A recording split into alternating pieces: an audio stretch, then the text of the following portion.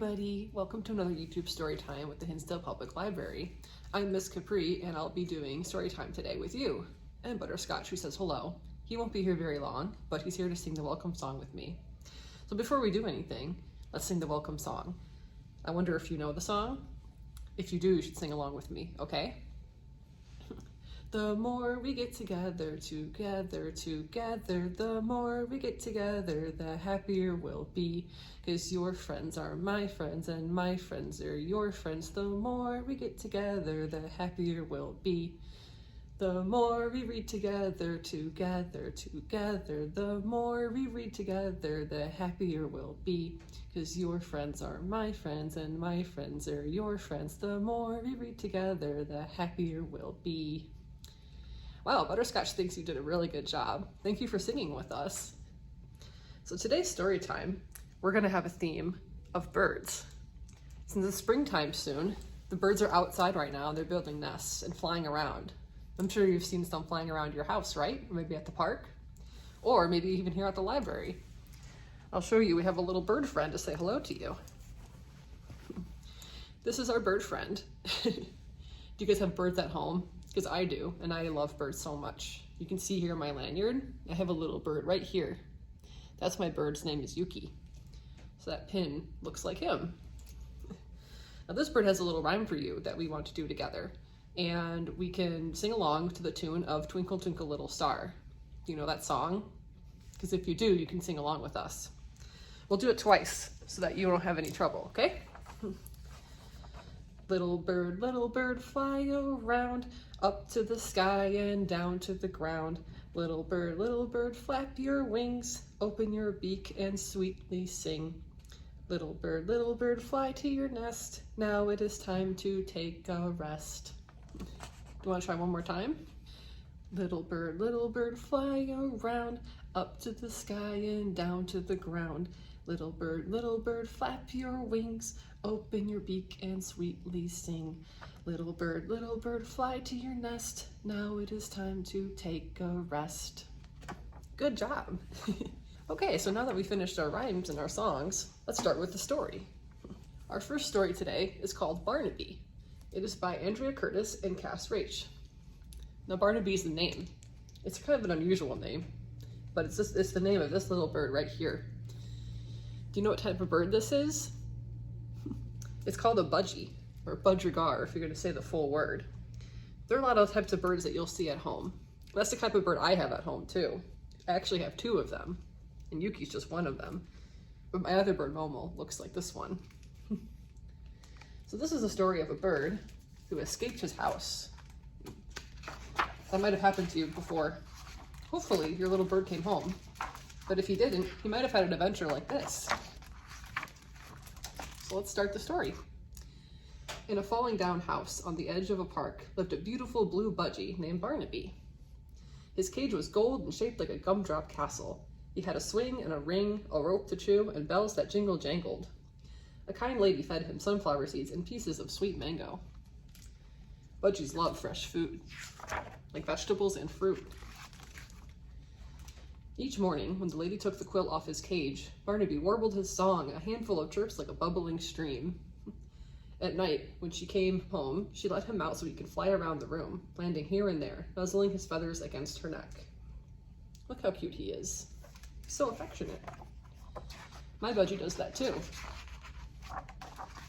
One day, the lady appeared carrying a small cage. "I found a friend for you," she smiled. Barnaby turned his back. "Ack, ack, ack," he cried. He tore at the newspapers covering the bottom of his cage. He hung upside down until he was dizzy. He squawked until the lady took the bird away. He doesn't look like he likes his new friend very much. But the next morning, the small cage was back. Barnaby ignored the little yellow puff. The lady was patient. Each day she let Barnaby nuzzle her neck with his feathers. She also talked gently to the yellow bird and offered him seeds and slices of tangerine. On the third evening, when she let him out, Barnaby flew to her favorite pillow and began to pull up all the threads with his sharp beak. The lady's face turned red as her hair, and she shut him in his cage. He was being a naughty bird, huh? The next day, when the lady let him out, Barnaby did not go to her. He blurted out a scolding song and darted out the open window. Oh no! Barnaby was mad. The lady's voice tugged at him, but Barnaby did not look back. He flew up really high. Look at all the buildings down there.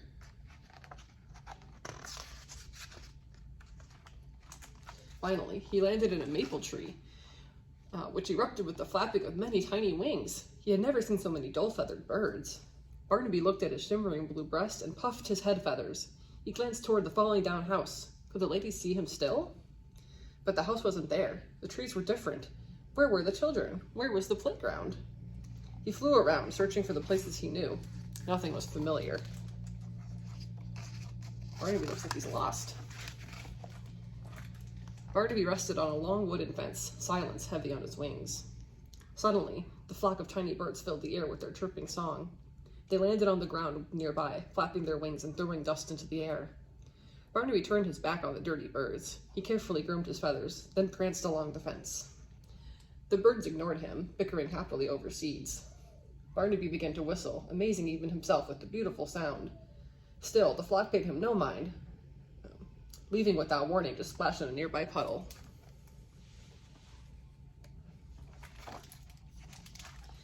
Barnaby watched from a distance. Watching him made him thirsty. It made him hungry. Slowly, he edged closer, then closer still. Then, the tiniest of all the tiny birds landed beside him and dropped a plump red berry at his feet. Barnaby hesitated for a second, then gobbled it up. It was tangy and delicious. This time, when the birds moved, Barnaby followed. Look at him flying with all the sparrows. They showed him how to read the wind, track a path, and eat on the wing. They showed him how to find the tastiest insects and the delicious seeds of a dandelion head. And he discovered that the birds' feathers were not dull at all, but flecked with gold and bands of rust. Their chests were as white as the snow he had seen through the window in winter. Barnaby did not forget the kind lady. He did not forget the little yellow bird. Each night when darkness settled, he sang farewell to his flock and searched for the falling down house. He cruised high and low, marking his path as his friends had taught him, and one night, there it was. Barnaby peered through the wide open window. He could see the lady getting ready for bed. He could see the yellow bird on a swing, feathers soft as the summer wind. And there was his golden cage, the door flung open as if he might return at any moment. But instead of flying inside, Barnaby launched himself off again. He flew back to the berry bush and plucked the juiciest fruit he could find. He carried it straight to the yellow bird's cage and dropped the berry inside the door. Then he nudged it in with his beak and warbled out a warm trill to say that he was home. And that's the end. It says, for Brother Ben, to Percival, the blue budgie I had as a kid, who was small in size and huge on personality. Wasn't that a cute story, huh? I'm glad Barnaby got home safely. A lot of birds get lost and they don't come home, but thankfully Barnaby made his way back. Well, thanks for reading Barnaby with me. I really like that story. Okay, we're gonna start the 5th story now about an owl. Owls are birds too. They're just really big and they come out at night. You might have seen some before if you're lucky. We're gonna ask the owl what he sees and then we'll go from there. So, brown owl, what do you see? I see a white ghost looking at me. Look at him, he's so spooky. White ghost, what do you see? The white ghost says, I see a purple bat looking at me. Well, purple bat, what do you see? I see a blue spider looking at me. This blue spider has purple spots too. Can you count how many spots he has? 1, 2, 3, 4, 5. Blue spider, what do you see? I see a red leaf looking at me. This leaf has eyes. Red leaf, what do you see? I see a green witch looking at me. She looks like Elphaba from the musical Wicked, or from the movie Wizard of Oz. Green witch, what do you see? I see a black cat looking at me. We're gonna put the cat right here and move the owl over. Black cat, what do you see? I see an orange pumpkin looking at me. Orange pumpkin, what do you see? I see a yellow moon looking at me. Well, yellow moon, what do you see? I see a brown owl looking at me. And the brown owl is hooting at me. Well, that's all the felt characters we have. Looks like they're all looking at each other and they're all very Halloween-like. I know Halloween's a far way away, but owls are out all year and they come out at nighttime.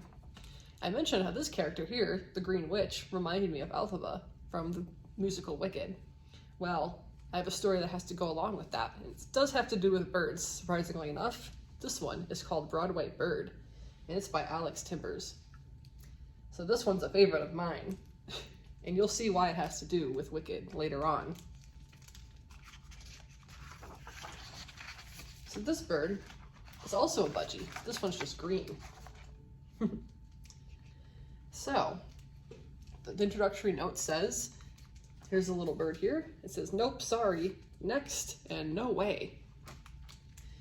And this one says, next, haha, nope, next, sorry.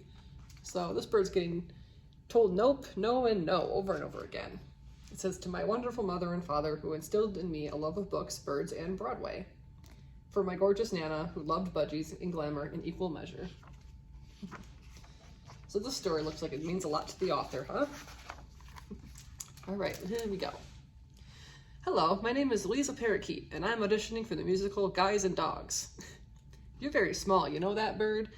Yes, ma'am, and today I'll be singing If I Were a Beagle. She cleared her little parakeet throat and then warbled beautifully. Maybe the most beautiful rendition of If I Were a Beagle that's ever been warbled. There she is singing. The verdict came swift. Sorry, Keet, you're too small. Who's going to pay big, big ticket prices to see such a teeny tiny creature? Bye-bye, birdie. But I can also fly fast, and I can fly high. We're not looking for flying. We're looking for singing and hoofing, so come back when you got hooves. The director burst into a horrendous peal of outrageous snorts and laughter. And Louisa was reminded yet again what everyone knows. You gotta be big to be on Broadway. Poor Louisa, she looks so sad. Poor Louisa, she looks so sad. Louisa flew back home past all the majestic theaters of Broadway. What Louisa loved most about living in Times Square wasn't the buzz of the city, or weaving between buildings, or even all the free food on the cement sidewalks. No, it was that she could sing as loud as she wanted. She could sing all day and she could sing all night.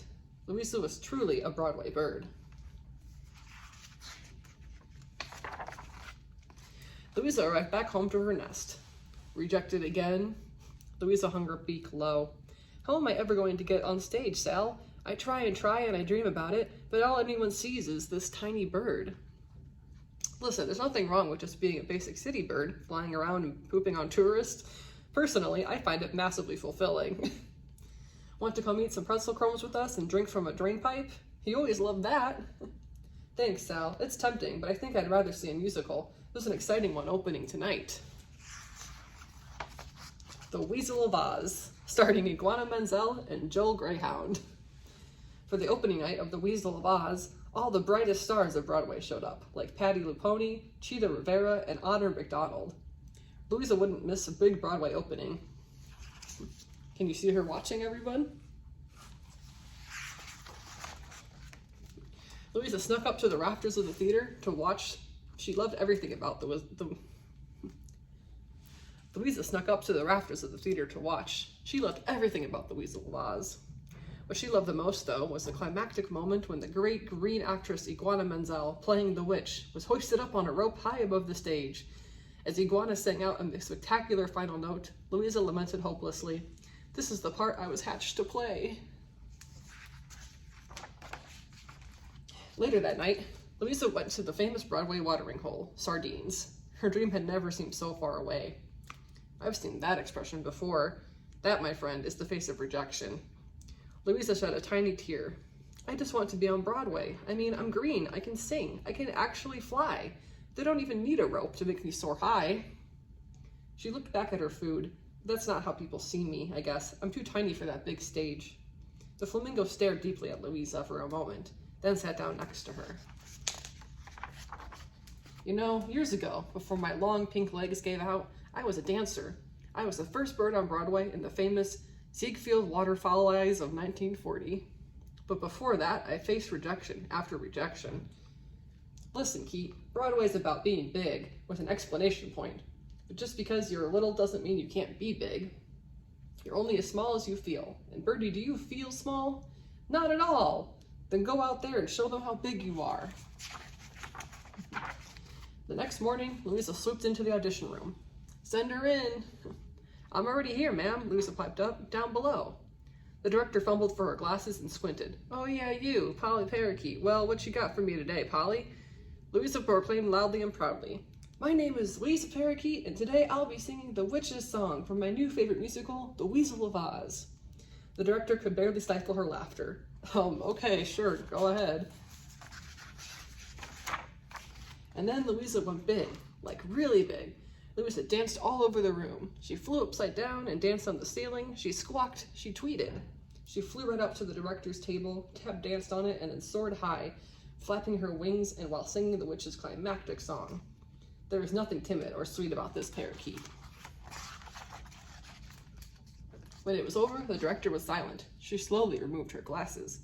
In all my years as a famous canine director of the theater, I've never seen a performer like you. Tiny yet powerful, dramatic, Broadway. Louisa puffed up her feathers proudly.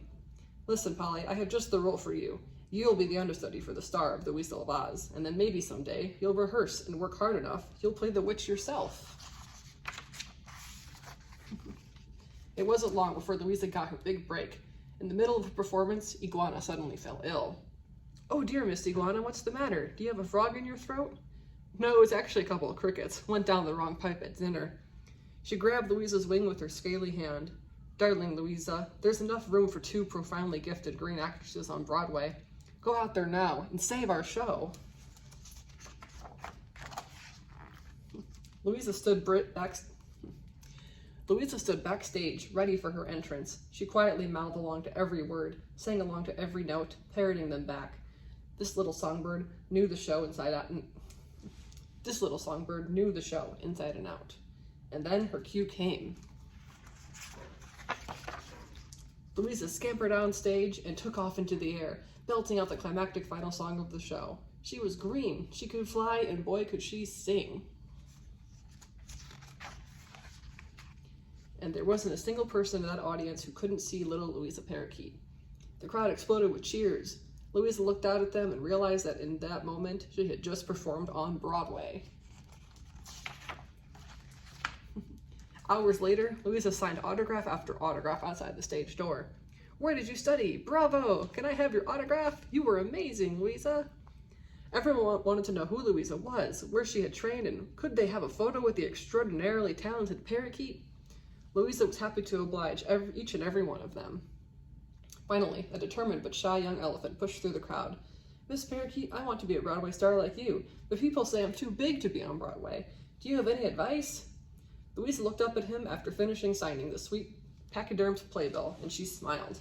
You're perfect as you are, and with talent and hard work, you can be anything. And there she is on the stage. Can you see her with everybody else? And that's the end. There's a bunch of different information back here about all the stars if you want to read them later. We have this book here at the library. And there's a picture of a little parakeet, just like Louisa. I hope you enjoyed this story. It's one of my favorites, especially since I love birds and The Wizard of Oz and Wicked. Well, that's about all we have time for today, so we're gonna have to sing our goodbye song now. Butterscotch is here to sing the goodbye song with us too. Now it's time to say goodbye, say goodbye, say goodbye. Now it's time to say goodbye. We'll see you all next time. Thanks so much for watching. We'll see you later. And don't forget to subscribe to our channel if you want to see more YouTube story times. Thank you.